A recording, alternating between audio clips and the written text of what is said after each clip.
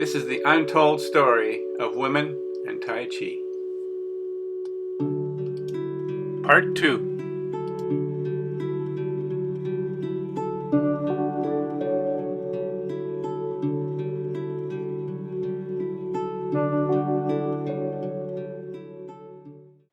In Part 1, the facts showed us that women can be great fighters, generals, and political rulers.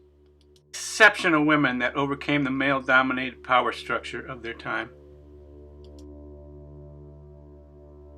Tai Chi has a long and varied history. Much of its history is oral, and there are several origin stories. As Tai Chi Chuan began to spread out, it evolved and eventually grew into 5 major styles or families. It became important to understand what style one practiced, who taught you, and where did you learn. Tai Chi became proprietary and provincial. China, in its vast history, had over 500 emperors, over 499 men, and only 1 woman by rights. Her name was Wu Zetian.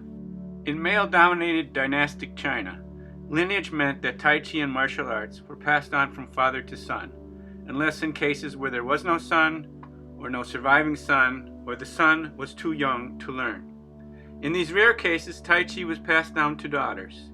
It is difficult to research how many women learned Tai Chi this way, but it is fairly uncommon to see a female in the pedigree charts of the masters who grace the walls of current self-defense schools and dojos. The word for teacher in simplified Mandarin Chinese is Lao Shi.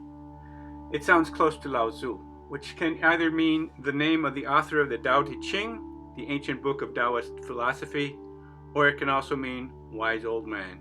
The word for someone who teaches martial arts is generally not called a Lao Shi, but instead a Shifu or Sifu, which breaks down into teacher father, which further illustrates the point of fathers passing down the martial arts. Dynastic China lasted for thousands of years. Like other cultures and dynasties, it was diverse, dynamic, and bloody, with periods of relative peace and prosperity. The basic definition of a dynasty is that rulers follow a lineage from father to son. It should surprise no one that Tai Chi followed in this manner. But things are changing, and for the better, in regards to women. Now there are many women masters, or Sifus, and there are also women grandmasters.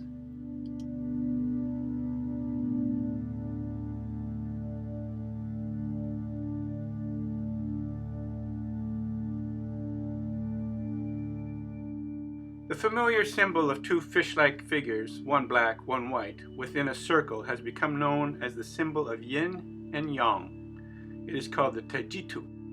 Yin is female, yang is male. Yin is soft, yang is hard. Yin is yielding, yang is unyielding. Yin is dark, yang is white. Or are they? One should never describe yin and yang as opposites or absolutes. They are complementary. It is yin and yang, not yin or yang. Lastly, one should not describe them as completely anything. If you look into those 2 fishy figures, those small inner circles are not fish eyes. They are yin within yang and yang within yin, meaning nothing is 100%. The concept that nothing is 100%, along with the notion of continuous change, is fundamentally what Tai Chi is all about, seeking the balance of yin and yang.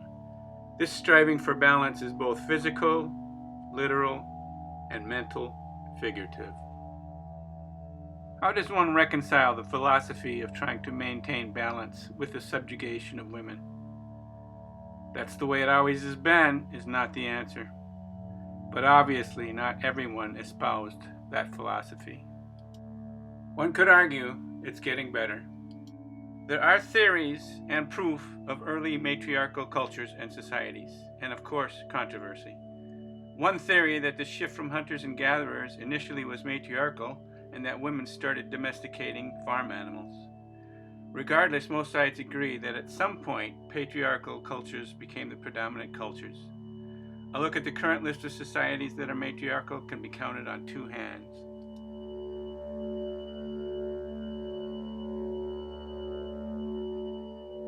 And if we look back again to nature, there are species that are matriarchal. Lions, elephants, and some primates.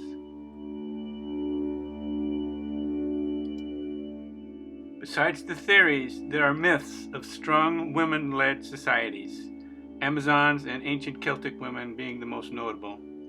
These myths, as myths usually do, indicate there is probably some truth behind the legends. We may never know the true history or herstory.